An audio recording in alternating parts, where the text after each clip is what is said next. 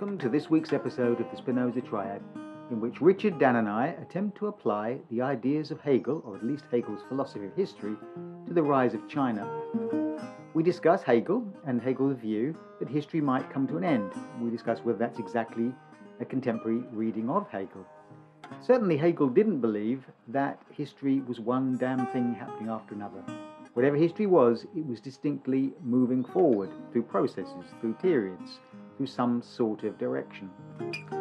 Well, we wondered how the contemporary rise of China might fit with his most famous observation that history could one day end. An observation that was picked up by Marx and later by Francis Fukuyama in his essay, The End of History and the Last Man. We certainly range over a lot of thoughts, ideas, from education to China, to Hegel, to the end of history. I hope you enjoy our discussion.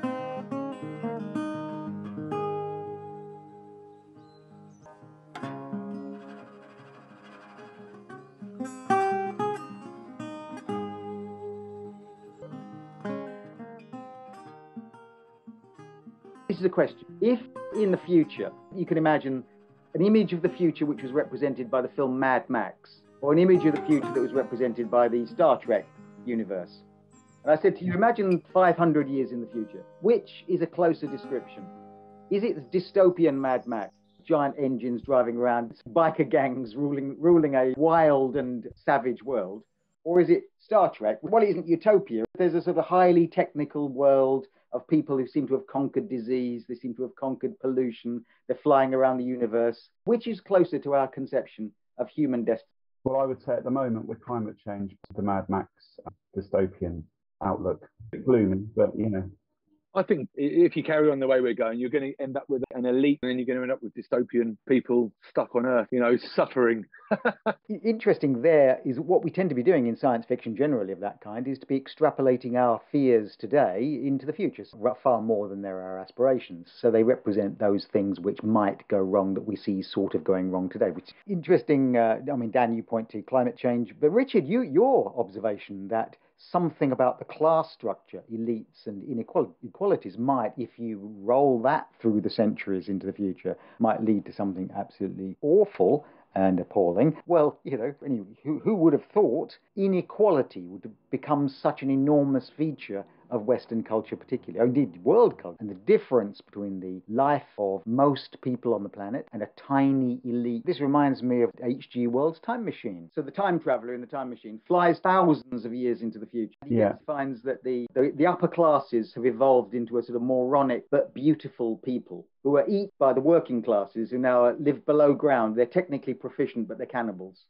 Yes, the Eloi are the beautiful children. They're simple-minded, beautiful, sit around talking inanity to each other and eating fruit.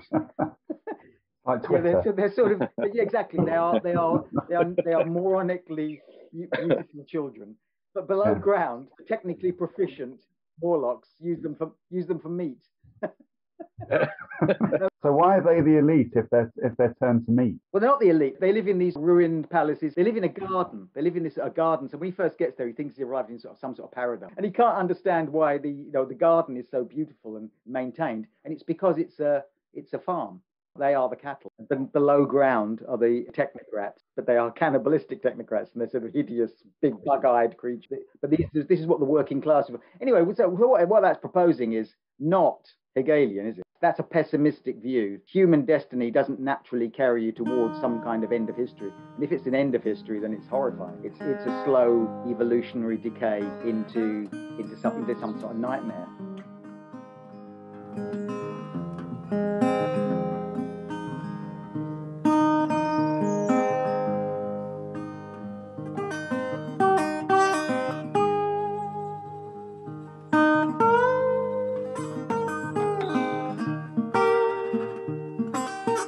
Hegel's thinking there's this sense of progress running through everything that the individual age cannot see. Yeah, or if anyone could see it, there'd be a few. They're the philosophers. So in like any given age, there might be a few. They might make some sort of contribution to the progress of the Geist. Hegel sees history as driven by a positive spirit, an essence, which he calls the Geist, or the ghost of history, the ghost in the machine of history, driving it forward. Hegel's view of history must surely be ultimately optimistic. If history is driven forward by reason, and reason leads to a greater understanding of freedom, and at some point an ultimate understanding of freedom, which might or might not draw history to a conclusion, that isn't the nightmare future. The Geist is the essence which is rational, and that rational essence drives them towards an understanding of freedom, which has been imperfect throughout history, but during each age of history, some greater and more perfect understanding of what human freedom is, driven by individuals collectively in the family, in their social organization, and above all in the nation. So the nation embodies the spirit of the collective nature of individuals to be rational and seek freedom. You're saying arriving at an endpoint in history. Understanding that's going to be one day achieved, an understanding of freedom. So there will be an ultimate understanding. So human beings have an innate capacity for reason, and the natural consequence, almost like the hunger. So just like people have a natural capacity for hunger, and the object of that hunger is food, so the natural capacity for reason, the object of that is freedom. So the reasoning human desires freedom. And through time, they evolve a greater and greater and greater understanding of what that freedom is. Until at some point, having achieved an understanding of a complete understanding of that freedom, history comes to an end. Do you think then in Hegel it's a sense of an end history, a finite end? Because my understanding of it is that it doesn't resolve, that you never, the whole, if you like, is understood as contradiction. So you don't actually get, sorry, Dan, go on. Yeah, I was going to just say quickly, is the end of history not like an end point in time, but the aim of history? So it's a target which might be ever moving and never reached, but it's so when you say the end of history, it means the aim of history. Yeah, so history served its purpose. Something in the purpose, something in the action of history, the Geist. If human beings continue, there'll be a greater realization. If they continue to learn from their mistakes. So the aim is to always make ourselves better, not as individuals, but as a collective period of history. The individual desire for personal fulfillment, their desire to express their rational inner self. There was the natural desire of humans, or the natural capacity of humans to be themselves, and to be themselves as a human is to be rational. So to be yourself as a human, to be rational, is the natural object of that is freedom, and that individual desire collectively adds to the momentum of history, society, all humans. Through not in a narrative sense in the way in which we think of history normally, but in terms of an unfolding dialectically, rationally. This idea that two positions engage and the sort of contradiction is narrated and then brought into the whole again. We were talking about like history and where we're now, where possible future histories would be. So I thought a way of entering that with an example would be, I felt the Geist, or the spirit that he talks about, the spirit of our age, a kind of collective narrative or a spirit. Geist, a Geist that has within it certain contradictions that we understand. So if we say determinate opposites, so we live in a liberal society at the moment, and freedom, again, for Hegel is really the sort of underpinning idea. Today's sort of modern dominant ideologies of liberalism and freedom. But the contradiction within that is that if everybody has freedom, whose version of freedom have you got? So you end up in an authoritarian state. So if you were to have a conversation with someone who believed that it was the right of free individuals to own a gun, as you might be, you might fall into conversation with someone. Yeah. And you as a Brit, as we would be horrified, be horrified by that. And so your freedom to own a gun contradicts my freedom to be free from gun crime or the danger of a society with guns in it. So we'll all be freer if we collectively don't own guns. But that does contradict the idea of the individual choice and the ability, the freedom of an individual to assert their own autonomous rights. Does that idea, the gun owner, have no merit to it at all? Is there some thread, some idea of individual personal autonomy, which I do need to incorporate in my idea of collective freedom? If I ban all sorts of things, if I live in a society of banning this in order to make us free, banning that to make us free, I'm realizing that the libertarian argument has some merit. I've got to find a synthesis. That's the contradiction, though. That's what he's talking about, isn't it? Those contradictions. Recently, I found an article in the South China Morning Post arguing that Hegel predicted China as it is today. China is the end of history because the final rational development of history will be a society where people are unified and they are committed to a collective understanding of what society is. In other words, there'll be the end of all argument. There'll be some sort of utopian collective society. And then they're claiming that's what China was today. I think Hegel would say people would choose that freely. It would be a complete understanding of each other with no restrictions at all. And people would be putting restrictions upon themselves for the greater good. The whole of human history should be seen as the development of an individual person. You grow in maturity, you grow in reason and the learning, which might be, going back to what you said at the beginning about which film will we pick, is that our dotage? It depends where we are along the line. Are we still in our youth? Are we in our middle age? Or are we close to dotage? Final age of man, staring out of the window and wondering when your dinner's going to arrive. Wondering what. And this idea of speculation, the speculative knowledge, which is in a form of absolute knowledge in its entirety, is the recognition of a liberal democracy and freedom. That freedom is its own contradiction because it doesn't exist without we have a definition of it. Who is somebody's? But there have to be people within it. It becomes authoritarianism. Are you saying? I don't know what I'm saying, John. That's the problem. I take it. It made sense when I thought it as I wrote it down. There is a debate, isn't there? I mean, immediately Hegel is, while he's alive and soon after he's dead, there are the right Hegelians who argue that the Prussian state is what Hegel was predicting and they've already arrived there. Thank you very much.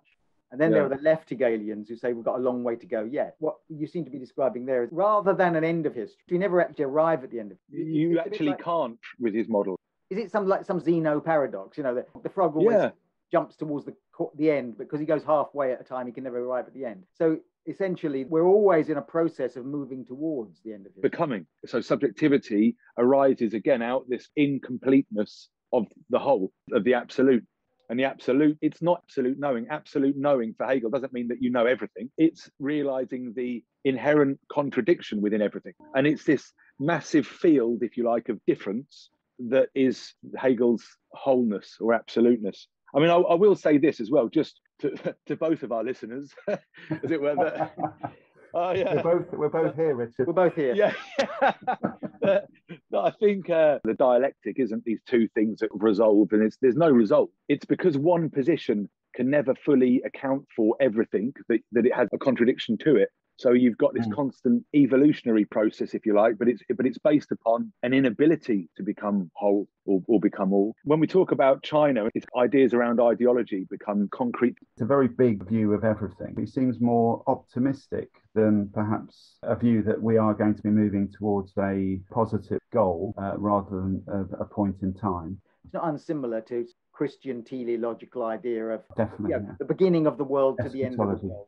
If you're a Christian notion of the world, the end point, you go into church, there's the heavens above you, there's the hell beneath you, and at the end of time, at the end of the Bible, the final book, Revelation, tells you that God reconciles man. Yeah. Well, that reconciliation of man and God, in Hegelian terms, is man reconciling himself to his understanding of freedom, achieving a complete understanding of freedom. And what Richard, you were saying was you never get there. No, because within any idea of a notion of freedom is its own contradiction. Whichever age you're moving in, it's worth thinking about what he means by that movement, because it's key to Hegel is this idea of a dialectic. And really the core of the dialectic is this positive position, but at the same time, the hardwired difference or the negative. So, I mean, an example, if you think in terms of ethics and ethical gestures, so an ethical choice is laid out as necessary, is good or bad, but a reflection that a good choice is only really there through realizing it exists insofar as it isn't a bad choice. When you stand back, there are two choices ahead of you. You then realize that doing A is necessarily bad, doing B is good. You only understand B as being good because A is bad. Hardwired into any choice, position A is its opposite, it's negative. And that's what this idea of negativity in Hegel, I think, is quite key within it. So that you never arrive at a point where there's an ultimate reconciliation. The reconciliation, and Hegel does talk about, that's the word he uses, is reconciliation. I think that reconciliation is that absolute knowledge, which is the reconciliation to the fact of this radical negativity itself.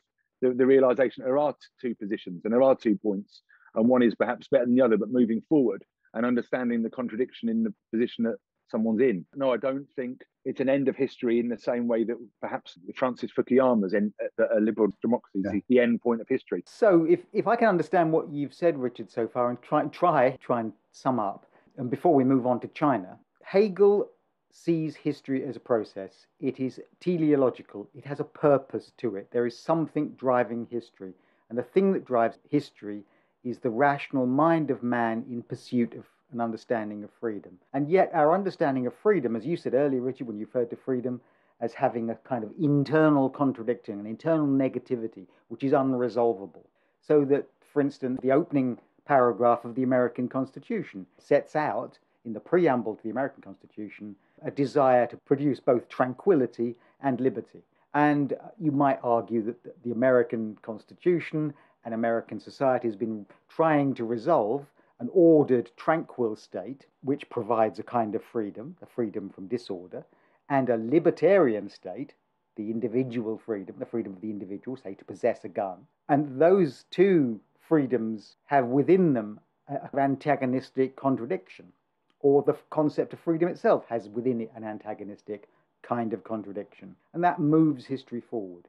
Yeah. And we won't know, in a sense, if to take the cliche that America is an experiment that is still ongoing, it's too early to tell whether the American Constitution works. It might be too early to tell what concept of freedom will be our next concept of freedom. So history is moved forward by the pursuit, the rational human pursuit of freedom, and within it, there is a kind of constant speculative opposition. The opposition contains the understanding that the opposition persists. Then do we ever arrive at the end of history? Well, if we haven't arrived at the end of history already, as maybe Francis Fukuyama kind of proposed, that liberal democracy, liberal free market democracy was a kind of end of history, or whether the right Hegelians suggested they arrived at the end of history sometime in the mid-19th century, or the Marxist end of history, that we end a history with a kind of with a withering away of the state, or whether even if we do, once history has served its purpose, there is still a dynamic end to history, which is unresolvable. So there's the question. Is China today the end of history? Is it a proposition which provides an antagonistic alternative to our understanding of what, say, Francis Fukuyama's liberal, democratic, free market economic end of history might be?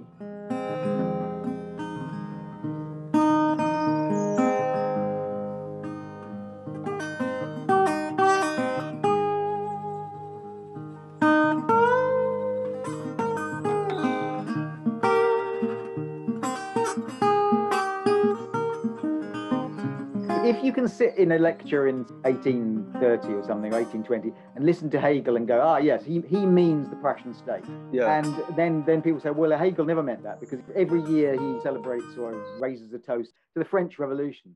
And he was always quite a liberal. And then a century or so later, someone in China can say, well, actually, the Hegelian resolution is China today. It's the unified state without argument, driven by a unified purpose for progress. You've conceptualized the whole, I think, with Hegel. That's the thing. It's interesting. We are saying a lot. I mean, a very Hegelian idea, and his great contribution, as far as I understand it, is this idea of moving forward. There's a movement to the affairs of man. There's a progress. So, do we, sitting here today, believe there is moral progress? We know there's scientific progress. I mean, today you can fly things into space and you can talk to people on computers. We know there's scientific progress, but are human beings getting morally more advanced? At the moment, we have a very physicalist view of everything, which reneges perhaps our responsibility towards other people and towards the planet. And if everything's just physical, like if you look at neuroscience at the moment, so saying almost the idea of free will doesn't actually exist and is a necessary illusion.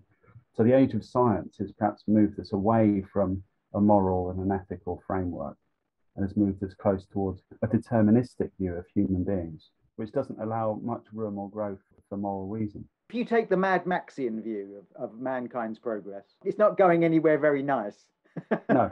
One thing about Hegel is he exists and writes what he writes before World War I, before World War II, and before our understanding of the Holocaust. In other words, the society of Schiller and the society of Goethe and the society of Beethoven started feeding people in the gas chambers and ovens and such like.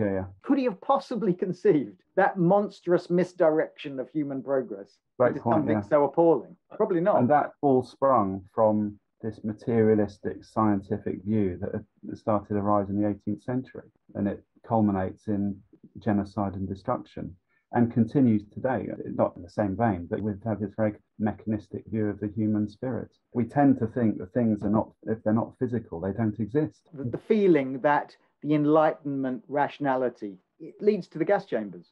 Yeah. Because of Enlightenment utilitarianism, so you end up with the very rational ends, and the Nazis were dreadful rationalizers of what they were doing, racial purity, evolutionary process, mad science of eugenics, rational irrationality. Exactly, yeah. I mean, I wonder whether or not the Mad Max Star Trek would not mirror. I mean, I listened to John Harvey. Is it John Harvey? Yeah, David Harvey, 17 Contradictions and the End of Capitalism. The Marxist lecturer. And he said that I think the Chinese government tried to ensure equality for everyone by 2000, and a narrative or a fantasy of equality through Star Trek. That's so interesting, because the Star Trek universe would be generally seen as a kind of projection of the United States into the future. It's easy. The starships are aircraft carriers. The aircraft carriers are starships. They fly around the universe, technologically advanced, and yet projecting liberal values and tolerance and understanding and development, which America might see as the sort of a projection of the best side of itself. It's a aid from America, service to the world. But what you're saying is actually closer. It's closer in some ways to China's conception of itself. If you reject the liberal values and look at a technocratic future in which China embraces fully the whole big new cities, electric trains, any kind of technological advance, China wants to be at the forefront of it, wants to embrace it, wants to develop it, and in a sense, offering a new contract with its people, different sort of contract, rejecting the liberal values of free speech, open dialogue, multi-party politics, Western democracy, which it sees as somewhat defunct, and embracing instead a technocratic future, successful, streamlined, and where anything is possible, maybe even flying to the stars.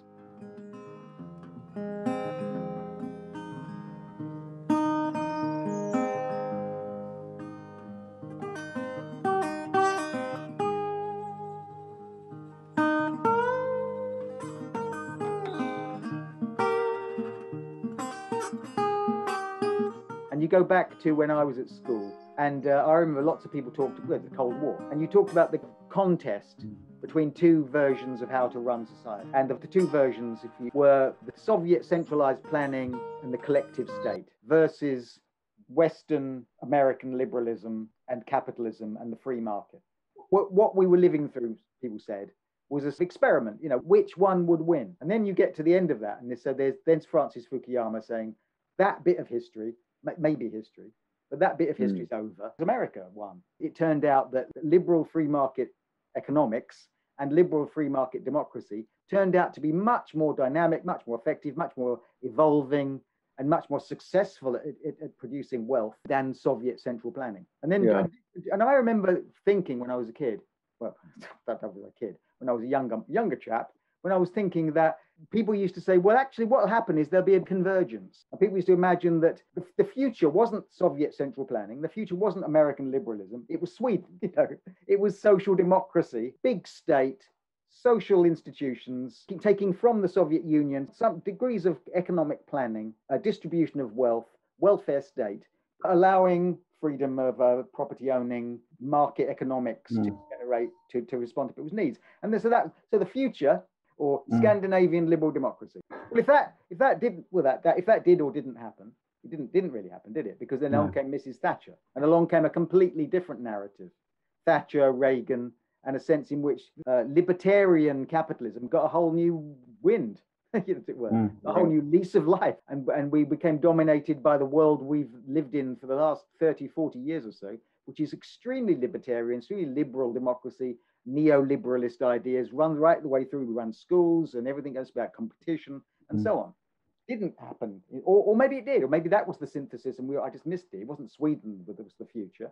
It was more libertarian than I ever imagined. And now there's another contest, and the other contest debates now is the future China, which is a kind of authoritarian capitalism, producing wealth in an ordered and managed society, or is it America still? Yeah, and I think the Hegelian angle there is it's in the difference between the two. It's in the dialectic shows itself through its movement of one position not being able to fully account for itself, like freedom. That if you take the West's views of liberal democracy and freedom, it's absolute freedom creates an unfreedom, doesn't it? That's the contradiction of it. Like we said at the beginning, it's freedom as far as it's our version of freedom.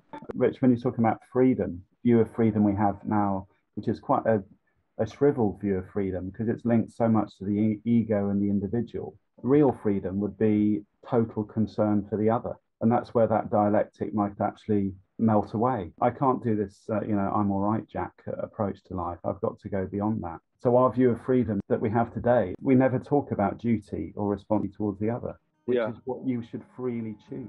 And maybe that's what Hegel's moving towards when we realise what the goal of human history is to realise that we should live like that with each other.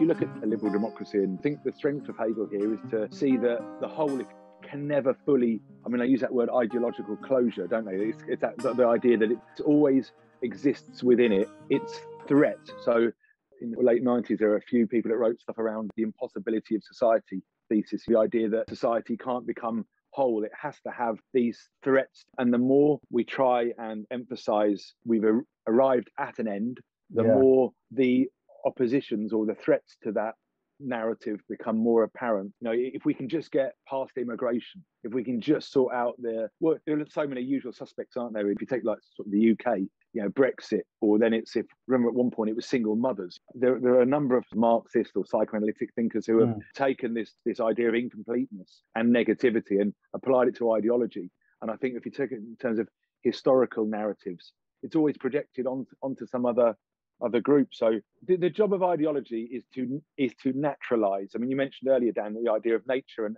it's the job of ideology is to make reality appear natural. This is just the way it is. When an ideology is working at its most efficiently, that's what it does. It blanks out the possibility of anything other than a threat to it, or it's other. That is such an interesting point, because I think trying to think earlier, why isn't China the end of history? Collectively moving towards great goals. And China has achieved an extraordinary amount. It might be the single greatest good that's ever been achieved is to take about 100 million people out of grinding poverty into some kind of middle class life. And they've actually achieved that within the space of about 30 to 40 to 50 years. In half a century, it's the most extraordinary economic achievement. But why isn't it the end of history? And it's the end of history because what you're saying, Richard, is that description of China isn't true. It's because it's the ideological description. It's an illusory description. That's a good point. They're appropriating the idea of collective will. And it's amazing how not amazing. Governments do that. Governments will claim to be speaking for the collective will. This Rousseau idea of the general will of the people. The reality of China is that the government claims to speak for the collective will of the Chinese people, when actually that society is saturated with corruption and with nepotism and with environmental degradation and with all sorts of internal suppressions of actual freedom in any sense that we would know, that we would understand it at all. But they manifest an idea, an ideological illusion of the collective will. And a bit like after Brexit, had to listen to all that nonsense that the referendum had somehow the people have spoken, and you were shut up in the argument. If you said, like, I think actually Brexit was a big mistake, you got this idea, you'd hear politicians say, well, anyone who says Brexit's a mistake is being arrogant and speaking against the will of the people because the people have spoken. And I thought you were just appropriating the will of the people is an ideological illusion.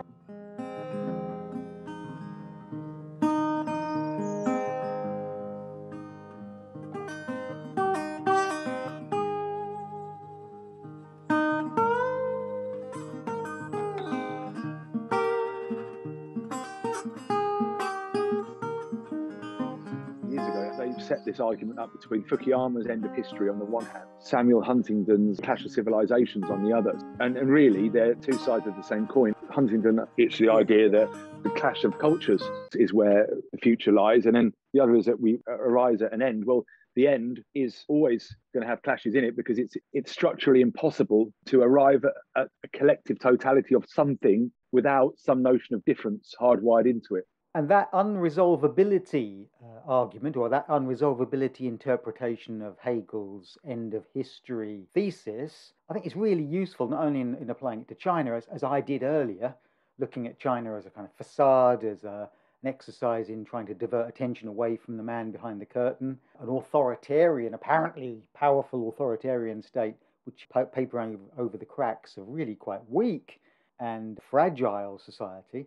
I think that impossibility of society, that sort of post-Marxist impossibility of society arguments can be applied to capitalism. Of course they can, and particularly liberal capitalism is today. I think I borrowed a bit of Rousseau earlier to say that our culture tends to appropriate Rousseau's idea of the general will, although appropriated by governments to claim a special mandate or a special authority. I think that, to use another Rousseauian, very, very famous Rousseau idea of man is born free but is everywhere in chains, and sort of flip that round and say actually that in our society, the society we live in, as I see it looking around today, we live in a society where man is born in chains but everywhere convinced he is free. There is a tremendously powerful and very, very successful illusion machine which keeps most people in our society convinced that they're individuals, their uniqueness, that they have a liberal freedom unattained by mankind at any time in history, when in fact everywhere we are monitored, observed, data collected on us, persuaded in hidden ways and in others, and also a political system which produces a series of choices largely the same. So man is, in our society, largely in chains, but convinced they're free.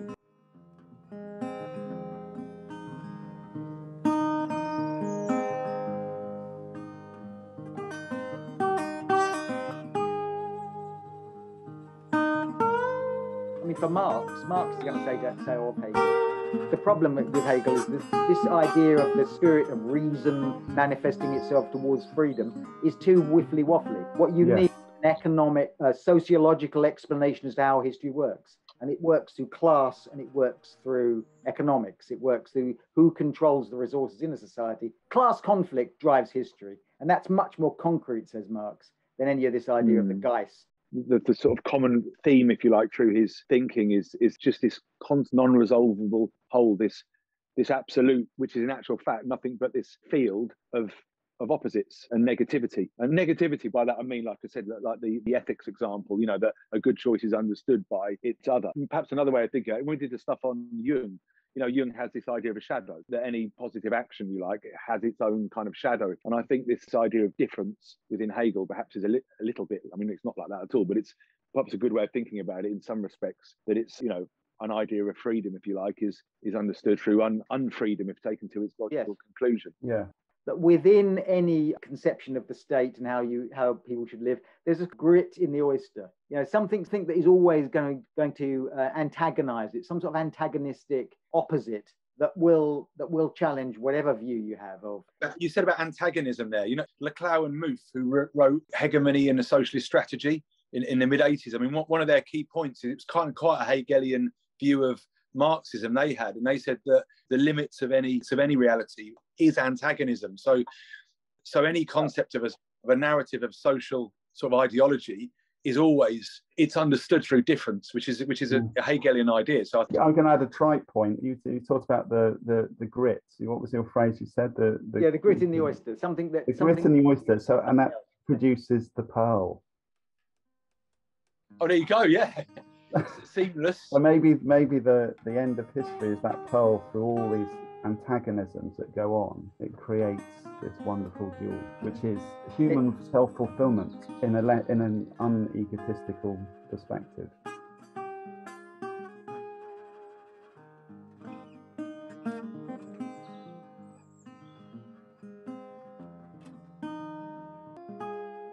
No, I lived in that society for 2 years, and I definitely didn't feel very comfortable. Say that again. You lived in China for 2 years. I lived in China for 2.5 years, and I definitely didn't see any of that movement of the human spirit.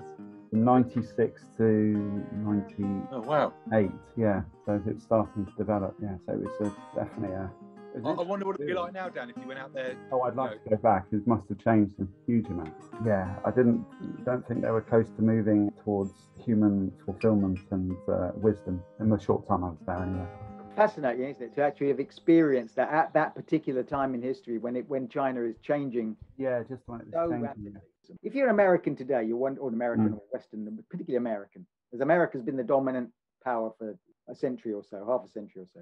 Why is it China can build infrastructure better than America? Why American roads and bridges crumbling and China's got all super highways and electric trains and God knows what? China's expanding at a faster rate than America has expanded since the 1890s, whatever. You could... Because it doesn't have the problem of democracy. And yeah, absolutely. Democracy slows everything down. And that's China's argument, isn't it? 10 or 15 years ago, under previous Chinese leaders. Deng Xiaoping and such like. There was always a kind of grudging acceptance that they weren't ready for democracy yet. They were having to go through almost like their dictatorship of the proletariat. They had to go through that. And they would meet Western leaders, and Western leaders would say things about human rights in China. And the Chinese would stare at their feet rather guiltily and say, yeah, well, it's all very well for you to say, but we're not there yet. But China doesn't say that anymore. Come up with an alternative. And it's better than democracy. They used to say with Hong Kong, one country, two systems, but they don't say that anymore. The new rhetoric from China is China has harnessed the power of capitalism and solved the problems of liberal democracy, which results in people charging up the stairs of Congress and ransacking the Congress building and such like. And they look at that and say, we've got order, we've got stability, and we've got collective progress. Not like you in America with your massive inequality and your brutalizing of black people by the police and such like. One thing I noticed in conversations I had, usually going backwards and forwards from where I lived near Wuhan in Jingzhou, whenever you had a conversation with people on the train, they wouldn't talk about initially themselves first. They'd be saying, what do you think? This is some time ago, this is 96, 97. They said, what do you think of China, our beautiful China? So there was this kind of idea that the identity was attached entirely to the nation rather than, your own personal life and your own family. And then that would come later. One of the great achievements, as you said, John, earlier, is that China was on its knees in the 1960s, the biggest starvation in human history, wasn't it? 60 million odd people died. Yeah. And then they had the Cultural Revolution. So dragged all those people out of poverty and aspiring to the same things people would be aspiring to over here. Whether that's an achievement with climate change and environment, I don't know, because we can't all be living this kind of life. It should be moving the other way, perhaps. I mean, Hegel talks a lot about the state, doesn't he? I mean, it's interesting when you look at it from what you're describing there, Dan, the idea that self-interested activities of individuals are the instrument of this sort of world spirit. And this is really the state, if you like, for Hegel. And the state is realised in this freedom. So in some respects, though it seems that you've got this idea of equality there that exists. It's an idea of equality, really, that doesn't actually exist. Again, going back to the idea of China being somewhat of a facade or an illusion. Communist Party promotes the idea of a kind of collective equality. It's the equality of an objective, one state, one mission, the greatness of China, in which the individual is subservient to the interests of the state, and yet conversely, they're able to pursue their own interests. It's a curious mixture of a place in many ways.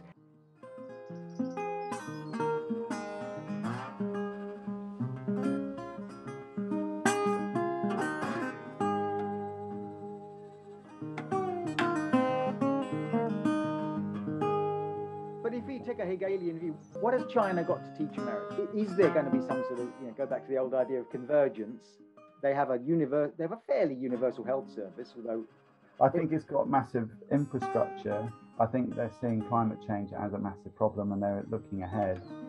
I think they're way ahead of us in terms of preparing for zero carbon. But they've got their hands across the African continent. They've got lots of contracts and deals with African states. So they're almost reinventing the 19th century there. The West is no longer in Africa as much as it was, but Chinese imperialism is quite big. Two thoughts about that, really. I thought there's a lot of paranoia in the West, I think, about China, and some of it's very Orientalist. But the Orientalist notion of Edward Said kind of sense, the framing of the East as being inscrutable and mysterious and morally not as, morally not liberal and such like. In that sense, when you hear people say, well, they worry about the number of Chinese companies or the fact that Huawei are something devious. There's a famous anecdote. This is when Nixon went to China in the 1970s, and Henry Kissinger met Zhou Enlai, and he spoke to Zhou Enlai, and he says Kissinger was a big into history. Kissinger was a great history writer. He wrote histories of the 19th century. And he said to the Zhou Enlai, he said, well, what do you think, he says, as the consequences of the French Revolution?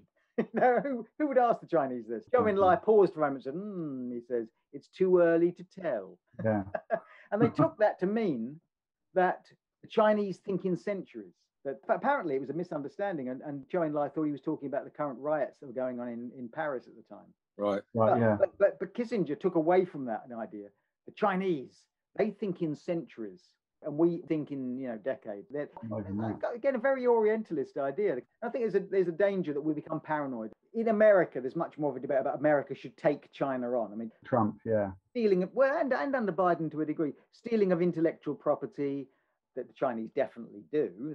They simply argue that's what the West did for centuries. I mean, they stole Chinese technology on silk making or ceramics. So when China steals intellectual property on intellectual technology, the Chinese argue that's just taste of your own medicine. Just as when they bribe their way into Africa, they say, well, that's what you did. The scramble for Africa you invented. Yeah. Really don't see a lot of hypocrisy in their Western horror at the rise of China's military.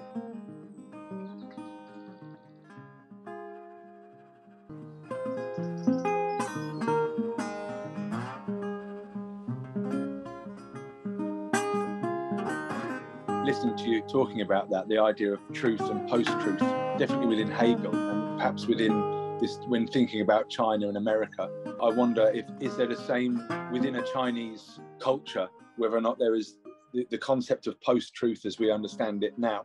And by that, what we mentioned earlier about these contradictions in a society, I wonder how that exists within China. The media there, is it taken seriously? Chinese people had enormous faith in the state. That's still the way now, Dan. And the social media is controlled. Google has limited access. All the algorithms point towards, the messaging from the Chinese state. So I think that the feeling is as long as you can buy and sell, you don't need to do anything else. That is the Chinese contract, isn't it? It is, yeah. Take a sort of contractual view of China, a kind of Hobbesian contract. Don't worry about freedom. Don't worry about individual personal autonomy. If we want to put a railway train through your village, the village is just going to get moved and you can just get lost. Don't worry about any of that stuff because we will deliver ever increasing wealth. Exactly, that's the view they have.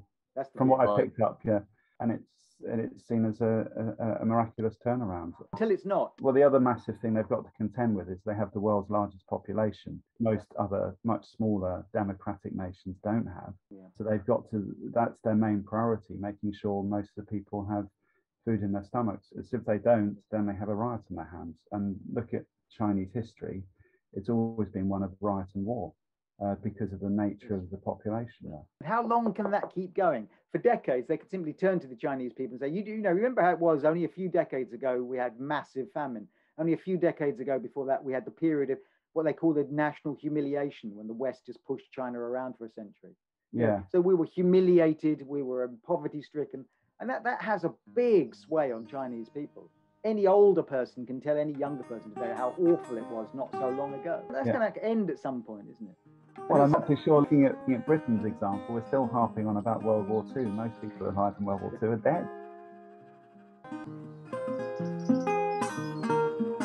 I do think the essential fragility of China is that contract. The contract China can't keep delivering growth at this kind of level forever. There's all sorts of bad stuff around the corner for China, not least sort of demographic collapse as their aging population catches up with itself. The one-child policy is turning into an absolute disaster. Their population will collapse in the next 10, 20 years maybe as much as a third. All sorts of ways in which this breakneck growth won't continue. How then do you answer the Chinese people when you say, well, you still can't have the freedoms? If you follow any kind of lesson from history at all, as they become more difficult to manage, as economic times become harder for the Chinese government, they'll become more authoritarian and they'll become more restrictive. I think they're fairly authoritarian already. They'll screw the lid down tighter and tighter as it becomes harder and harder to justify their lack of freedoms as the economic miracle dries up. The whole world goes if China goes, because that's where the working classes are living in China, or have been, because they've been generating all the products for the whole world. So that's another paradox, isn't it? Although we're so paranoid about China's rise in power, they are the providers of everything you want to find. Everything. Well, if you go into the supermarket, it's half the stuff is Chinese. They solved our problem of stagflation by producing unlimited amounts of goods. They solved the supply side of the economic problems of the 1970s, or by turning the Chinese people into the proletariat of the world. And that's why everyone aspires to be middle class now in the West, because there's no working classes, because they all exist in China.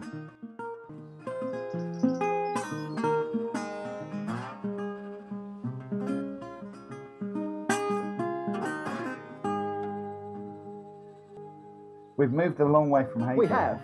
I forgot you lived there. Fascinating. Were you teaching? Yeah, it was one of my first teaching jobs, And, wow.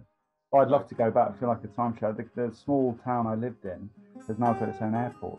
Period. To see that. For a future podcast, so if we can, this relationship between equality and freedom, we could talk about at another point. Yeah, I think the reason there's lots more to say about equality and freedom is because that, as Hegel would understand it, we're continually agonizing over that problem, and that is what's driving change, discontent, history forward. Hegel said Napoleon is history on horseback. Agonizing over freedom and agonizing over equality is history in action. History is thought in action. Well, one of the thoughts I've just had, of course, is that the great post-Hegelian is Marx, and Marx predicts that, or rather uses economics to drive history forward rather than an agonizing over ideas. It's the ownership and its class conflict, ownership of resources and class conflict that drives history forward. Well, if you look at China today, you could argue that since the Chinese are quite successfully turning millions of Chinese people into consumers, and consumer values and consumer ideas of freedom tend to be consumer ideas of freedom, i.e. the consumer's right to choose between different types of soup on the supermarket shelf, different types of cheese, different types of washing up powder. And choice of the consumer translates into a frame of mind, a kind of world view of an individual, a wise consumer. And the wise consumer wants to consume politics in a similar way. It may be that the West has very successfully manufactured an idea of the consumption of politics, which itself is quite an illusion, but nevertheless, in the end, Chinese people will desire to make the kind of choices in their political life that they make in their supermarkets.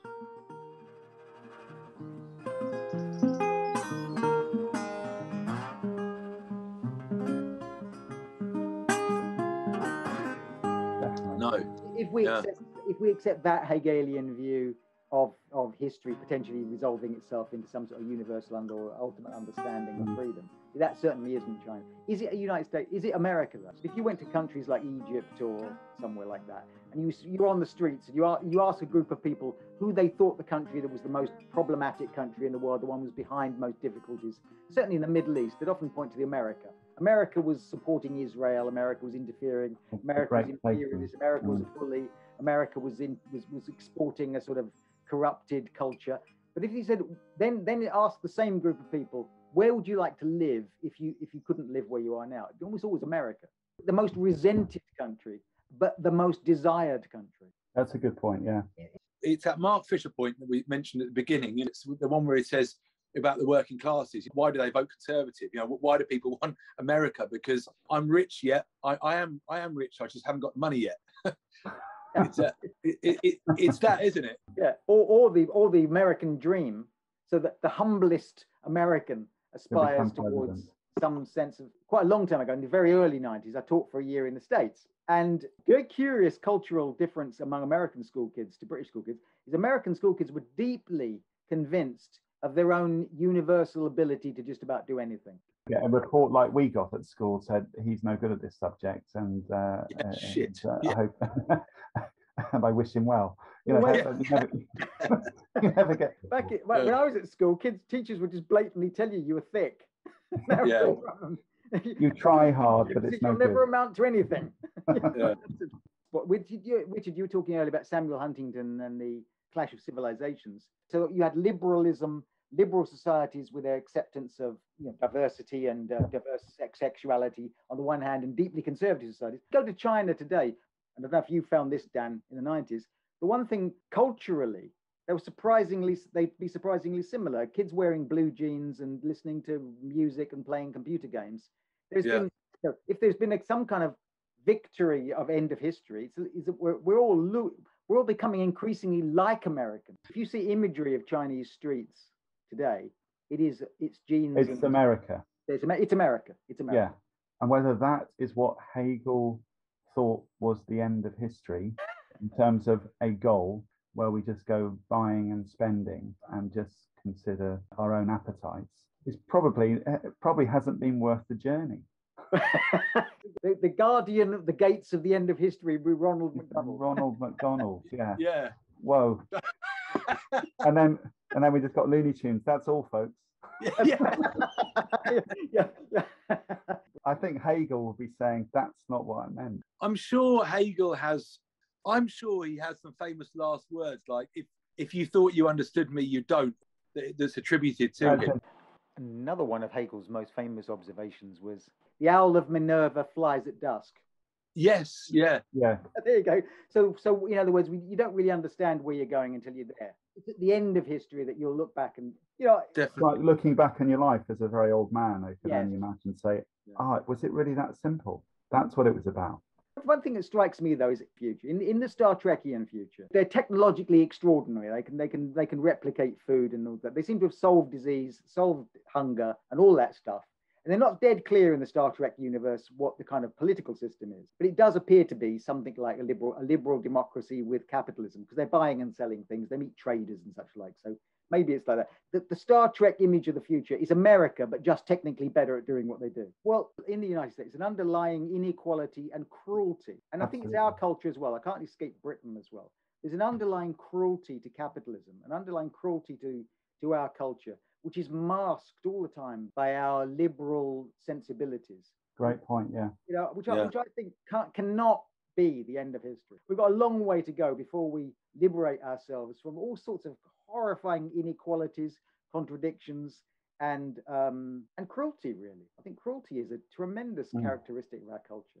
Yeah, totally agree.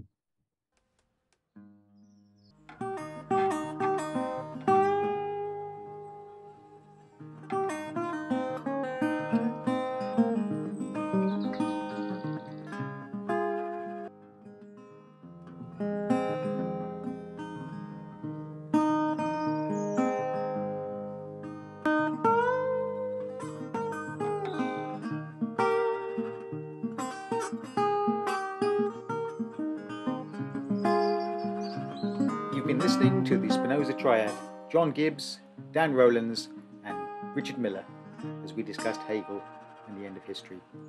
I hope you enjoyed it, and if you did, leave comments or observations or suggestions, either by recording them or emailing them to me. Next time, we will be considering the Olympics and post-colonialism and the ideas of Edward Said and the discourse of Orientalism. Thank you for listening.